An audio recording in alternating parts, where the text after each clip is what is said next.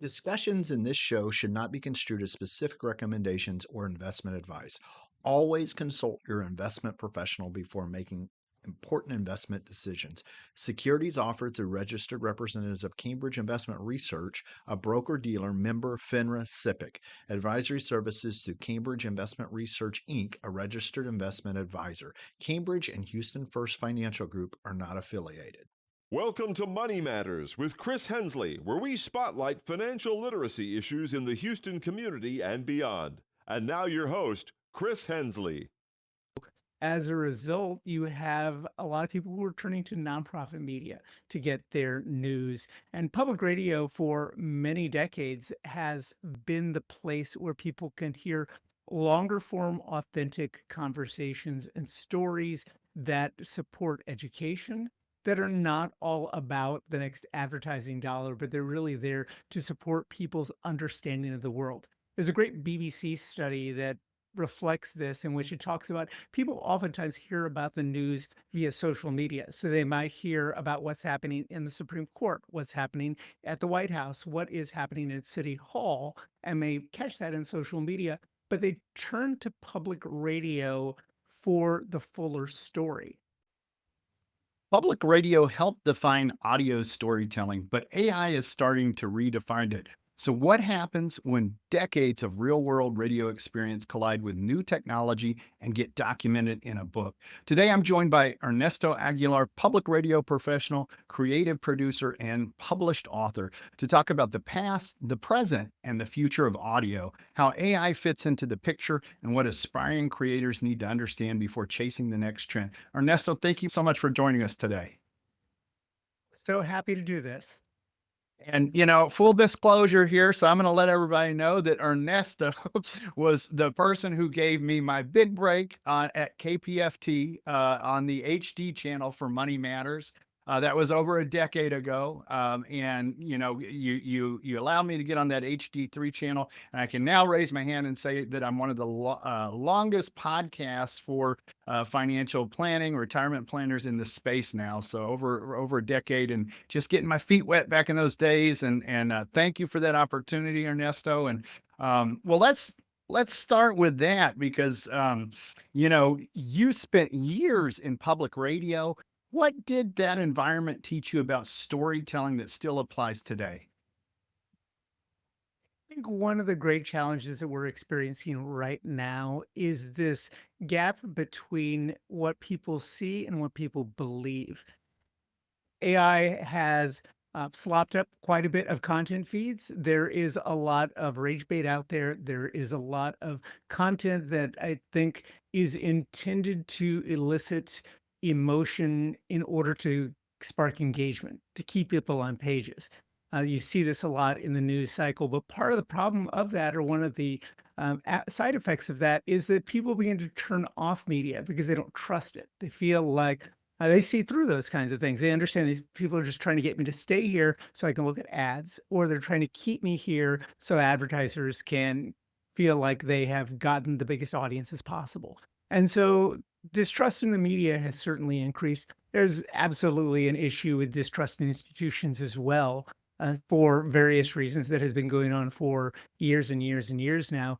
That is unfortunately coming to a big head. So as a result, you have a lot of people who are turning to nonprofit media to get their news. And public radio for many decades has been the place where people can hear longer form, authentic conversations and stories that support education, that are not all about the next advertising dollar, but they're really there to support people's understanding of the world. There's a great BBC study that reflects this, in which it talks about people oftentimes hear about the news via social media. So they might hear about what's happening in the Supreme Court, what's happening at the White House, what is happening at City Hall, and may catch that in social media, but they turn to public radio for the fuller story. They want to be a more informed person in the world. So they want to hear the analysis, not just what is the 15-second, 30-second, 1-minute hot take on TikTok, Instagram, etc. they really want a deep dive. People want to be informed, and so they turn to public radio for that, and they've been doing that consistently for many years. And in spite of what people oftentimes say about radio going away, people have been talking about this since the creation of the phonograph, and it has not gone away. It continues to be the go-to platform for going on 85 to 90% of Americans across demographics of age, race, and gender. And we continue to serve that purpose for many people in their lives. I love that. I love that. Now I'm going to go back to KPFT. I know you're doing bigger, better things. You've moved on, but when, you spent meaningful time in Houston at KPFT, what made that station and that market unique compared to other places that you've worked?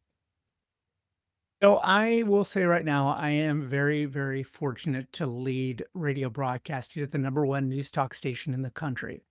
This is my job to ensure that not only we continue to serve the audience's needs, but we also continue to be competitive in the space. We are constantly batting back and forth with the Odyssey station here, which is News Talk, and that is what we have to focus in on. What makes KPFT and what made those years unique to me is the origin story for me. I'm born and raised from Houston. I left Houston for industry work around the country, but I have a special place in my heart for Houston because my mom is still there, my family is still there. And I did not grow up, though, around public radio. I happened to hear an accident. So I grew up in East Houston, was born and raised there, Denver Harbor, right off of Wayside near I-10. If you've not been to Houston, Houston is the only major metropolitan city without zoning. And so as a result, you'll have the downtown area, and just east of that, you'll have, as I've said, East Houston.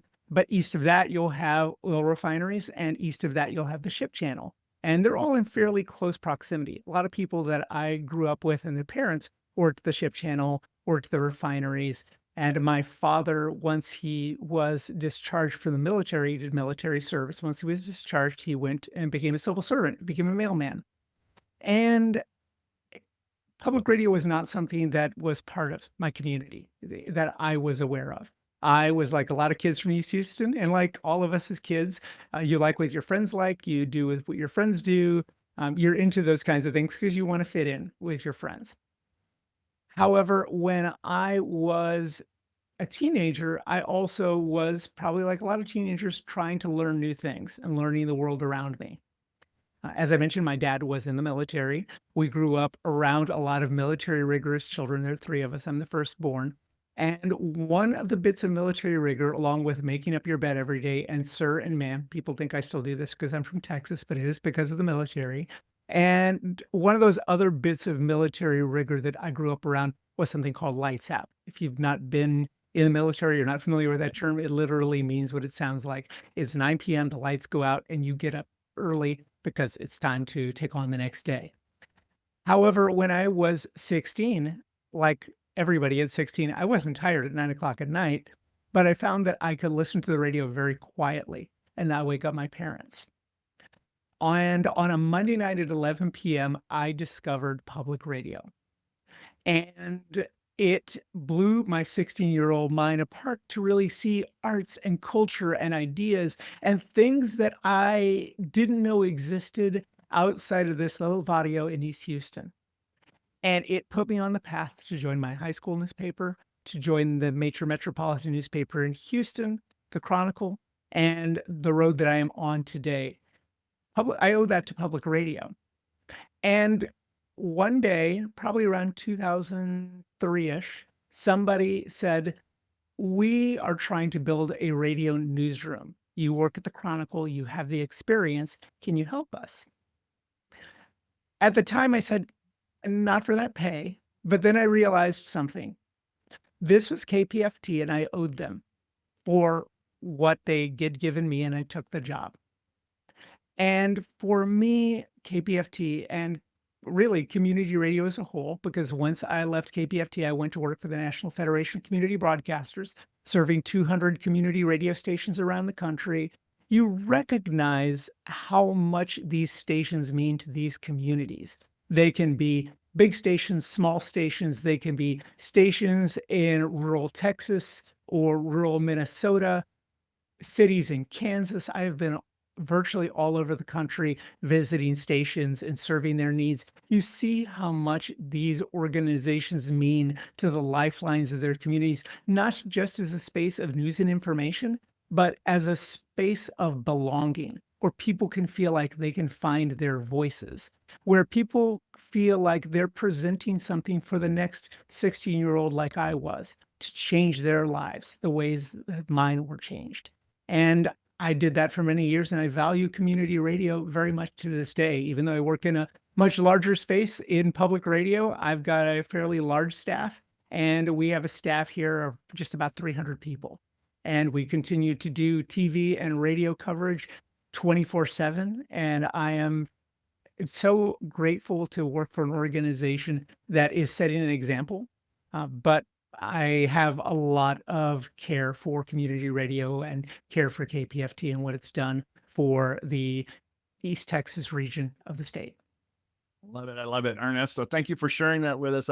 In my head, I thought about my own self as a teenager listening to music on the local funhouse show, and how community radio is a different. Everybody has different ways to get involved and get, but it's so much for cities that are lucky enough to have these community-based radios, and even ones that are on the outskirts who can pick up the signal. Right. Let's pivot a bit, because one of the things I really wanted to talk about is your book. You launched a book. And let me just go ahead and ask you, what motivated you to write your book? And at what point did you realize these lessons need to be documented? Oh, I've just completed one book. I have two more on the way. And the book that I've just finished up is about how to launch a program from a community station or a podcast or some type of idea to a public radio station. Being at the number one news talk station in the country, I get a lot of pitches. I get a lot of people that say, "Hey, I'd love to be on KQED. How can I do that?" Part of that really requires not even just the technical parts of it, because there are a lot of technical hurdles that a lot of people are frankly terrified of. But there is a larger piece that is about what this program is and what it does, that you would be surprised how many people cannot answer. You'd be surprised if I can ask you about your program and ask a specific question like, who is served by this program? How does it fit with this schedule that you see on this station? That flabbergast people. They never really thought about that. And so I've realized it would be really helpful and a good service to those who are interested in doing this, because I've been that person before. And also I have had to hear the difficult feedback from program directors before to help front load everybody with thinking about what they serve, how they do it, what their social media presence might be, what their podcast presence might be, what distribution looks like, how they're going to get it to stations, how will it be structured around funding. There are so many different components to a radio program serviced out to public radio stations that you need to be really aware of. You need to think very carefully about and be ready to jump in on, because that's the expectation. If you come to me as a radio station, I expect that you have a lot of pretty firm ideas about how the broadcast clock works, how fundraising works, how underwriting works, how all of the things that we as stations are expected to provide, you will know. Because candidly, Fresh Air knows it. This American Life knows it. Wait, don't tell me. All of the big radio programs here in public radio know those things. And if you're going to come to the table saying, I want to be beside those programs, we expect a certain level of professionalism. And I want to make sure if I can teach that to you and show you how to do it, by all means, I'm happy to do it. My other books that I'm working on, and the next one's going to be coming out on April 28th. It will be about public radio underwriting, because that's another thing I had to teach quite a bit at NFCB. And I look at a lot of underwriting copy that we are provided, and stations run into these landmines quite a bit. The FCC has signaled that it will be focusing a lot more of enforcement around non-commercial broadcasters and underwriting. And so I want to make sure to get some of those lessons out there. And my next one, which I expect is going to be in the summer, is going to be about how to understand and read radio ratings from Nielsen, because it's probably the third question I get most often: how you understand how a station is situated in its market, how you look at the numbers. But even if you don't have those numbers, how can you begin to assess where you're at in the market so that you're able to set your underwriting rates, but you're also able to go for grants if you're a non-commercial broadcaster and you're not ready quite prepared to get the Nielsen numbers, but you'd like to at least get yourself a baseline so that you can begin to make that pitch. And those are the Wow. things that I'm working on. Working on another one that has nothing to do with public radio with a publisher, but you'll get word of that probably in the next couple of months. We're still working through edits. Nice, nice. Wow, what a fantastic resource. I mean, that what everything that you just mentioned, super important for people who are getting established or hoping to be in that space. You talked about things like funding, underwriting, especially in a time like this where it is hard to get grants, and a good grant writer is worth their weight in gold, right? Yeah. And so having a resource like the book that you've written for people getting into that space.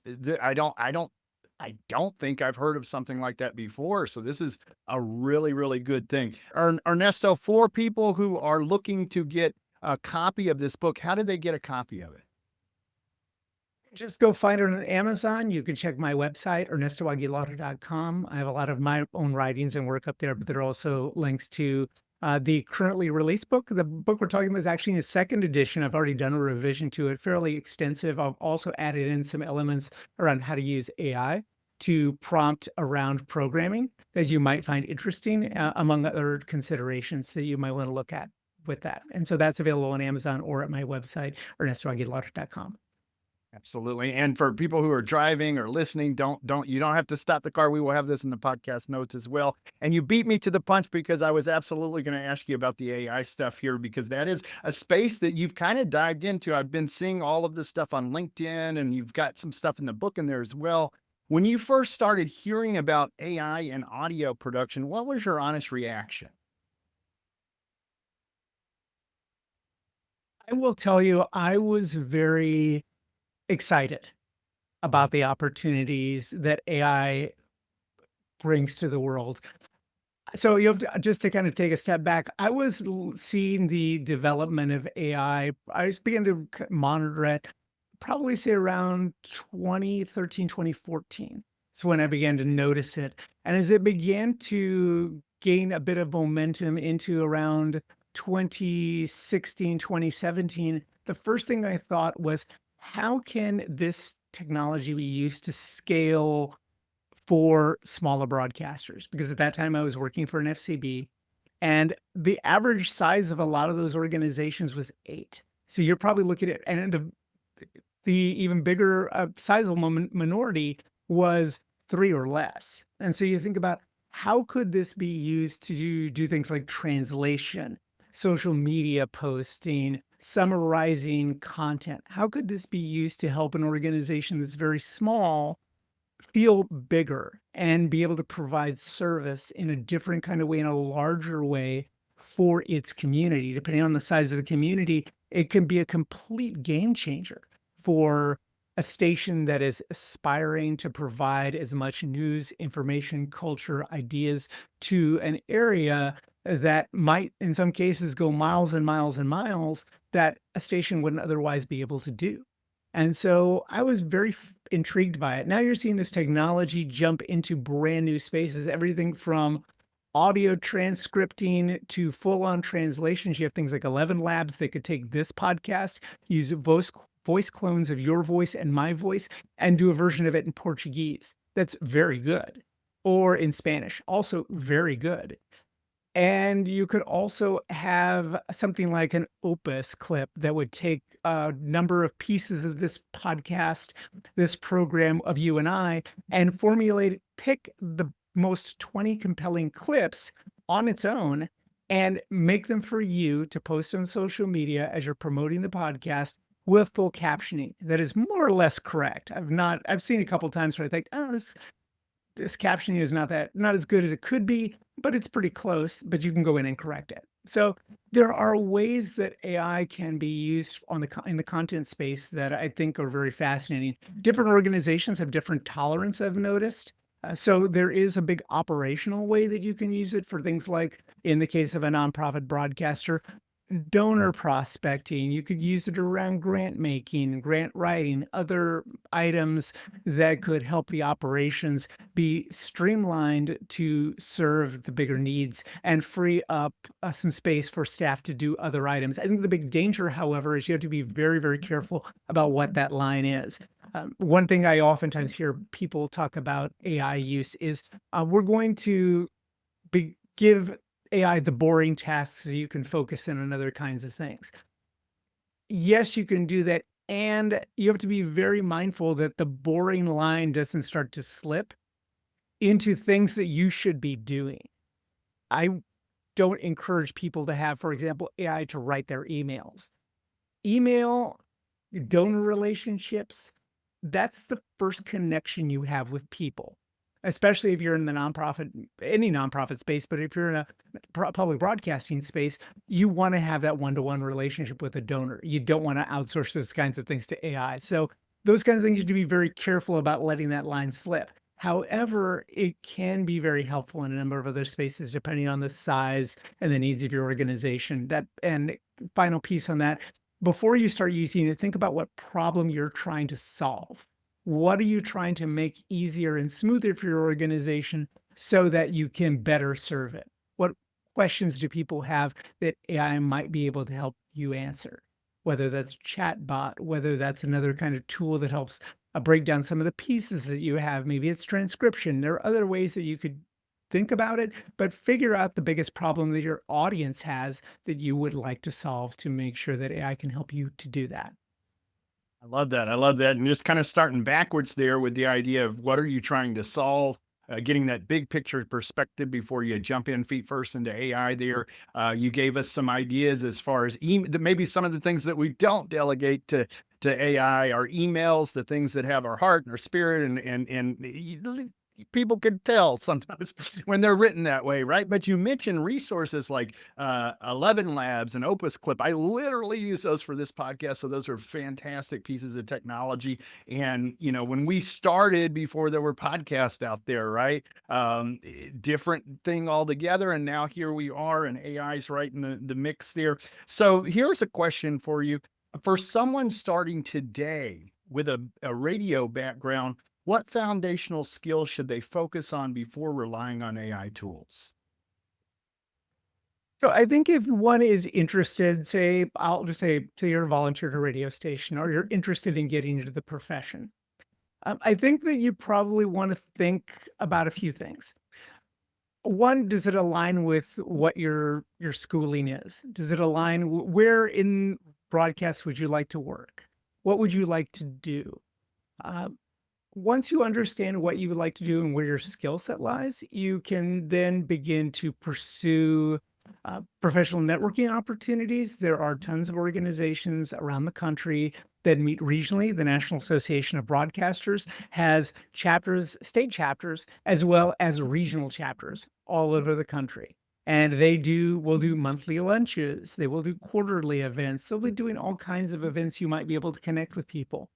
Other skill, but beyond that, the skills you might want to begin to think about cultivating, particularly if you're going to want to get into the public radio space, and depending on where your skills lie, are things like having a baseline understanding of development. Development being membership, revenue, pledge, underwriting, the things that help empower the station to continue to serve the audience because it brings in money to ensure that the staff can be supported and the whole operations can be supported. Next, you want to get an understanding of audience engagement. So this can be things like Google Analytics, Nielsen numbers, the data that helps us to understand what the audience is interested in and what they're looking for. It can be as simple as looking regularly at Google Trends and knowing how it works and knowing the ebbs and flows of how search tends to operate so that stations can identify where you might be able to insert your knowledge And so they begin to show that off and begin to talk about it a little bit more. And then now jumping into radio, it depends on where you're interested in going into. Is always a big need for engineering jobs. There are always needs for reporters. There are always needs for IT. There are some needs, obviously, for hosts, and obviously needs for people who are operators on air. But you also have to decide your own tolerance for where you want to be. Some people have no compunction about moving around. I have colleagues that are in the public radio space that have moved to 25 different cities for different kinds of jobs. And some people are totally comfortable with that. There are some people that couldn't dream of leaving whatever city they're in. And in that case, your options are going to be very, very narrow. But I mean, if that's what you've got to do, that's what you've got to do. And you've got to decide, maybe I just need to find a job, any job, and do it well within an organization, or you need to stay within a region, a state, for example, or a county, a set of county regions. And you have to think about what that's going to be for your life. But yeah, think about a few of those sets of skills, but also do that check in about your own personal preferences as to where you'll be, because that's in many cases going to shape your whole trajectory more than anything. I love that. I love that. My son, who is 15 now, I used to take him into KPFT when I was doing the show, and he would be real quiet. Nobody knew he was there, but we would be in front of that board, and I think that has gotten into his blood there because he's looking in different aspects of music production, audio production, and broadcast. That is a piece of it. So I love that. I love that. Ernesto, now you are very active on LinkedIn, so I do want to let listeners know that in order to reach out to you, one of the things that they can do is reach out on LinkedIn. But you've written quite a bit of just prolific pieces on AI and broadcasting. Is there one that you've written recently that you want to kind of point us down that road or share with listeners? I've written a lot of pieces I'm very proud of. So I'll mention, you can find so I do a newsletter, two newsletters actually. One on Latino audiences and diverse audiences in public media called Oigo. And then I do another one called AI and Public Media Futures. That is exactly what the name says. It is about AI and the public media industry. Partially, and it was created partially because there are a lot of questions in public media. People who are interested, there's definitely a leading edge of folks who are interested in AI and how it works. There is a resistant group within that, but there's a much larger group, and it's probably the largest group, frankly, that is already very busy and isn't opposed necessarily or isn't in favor necessarily, but they just don't have time to figure out these tools. This is really written for many of those individuals. Tell them, understand, here's some case studies and here's some uses of AI that might be beneficial to you. So, for example, I've written on everything from some experiments that KQED has done around police accountability in California. I've done pieces on how to use different tools at your disposal. And then I've done other pieces on, here are some trends that are happening in AI and the public radio or commercial radio space that you want to be educated about. So any of those may be good introductions. Also, last thing about your son, good shout out to college radio. A lot of college radio stations are still doing wonderful things, not only introducing students to the joy of radio and broadcast, but also helping develop leadership skills, collaboration skills, helping them with how to learn how to coordinate events and all kinds of new talents that a student who is going to any particular college might be able to jump right in on. And college radio is making that possible for them. Love that. We had Rice Radio here. I don't even know where that Yeah. stands now, but we did, and it was right down the street They here. So have an LPFM license, as a matter of fact. So nice. they sold the larger FM broadcast license a number of years ago, but Rice University acquired a low power FM license. I think it's Wow. KBLT LP and still on Rice's campus, still in the student center, and they still take community volunteers, student volunteers, of course, and people are welcome to sign up for shifts there, and you can participate anytime if you're in Houston. I might have to put a whisper in his ear. That's about 5 minutes away from us. So, Ernesto, thank you so There you much for go. being on the show today. We are right here at the end of the show. What have I forgot to ask you that you'd like to share with listeners today? I just want to encourage everyone that when you hear public radio, please remember it is made possible literally by people like you giving a donation of whatever you think is possible and what is most acceptable for your own budget. You're making not only the music and arts and news and culture available for you 365 days a year, but please, please, please remember that you're also making this accessible for the rest of the community. Your donation really does transform lives. I'm a testament to that. If it wasn't for people who came along and supported public radio and made it available to me, I'm not exactly sure where I would end up, but it was because somebody said, I support this vision and I want to give what I can give to make it available on the airwaves in a big city like Houston, Texas, so that some young person might have their lives changed and it might spark something new. So if you can give to public radio, I want to encourage you to do that. If you're listening around the United States or the world, you can go to something like adoptastation.com. Check out that. You can type in your city of preference and it'll show you a whole list of public and community stations who might have lost money through the rescission of the Corporation for Public Broadcasting. You can make your own choices there or just support the station that you know of in your community. But whatever it is, please make sure to support public radio. It really genuinely needs people just like you who see it, who care for it, and who understand the need for information and news and arts and music in our communities. They're here to make us proud of where we live. And if you're proud of where you live, please support public media. Love it. I love it, Ernesto. Thank you so much for being on the show. Have a good rest of the day, dear. Absolutely.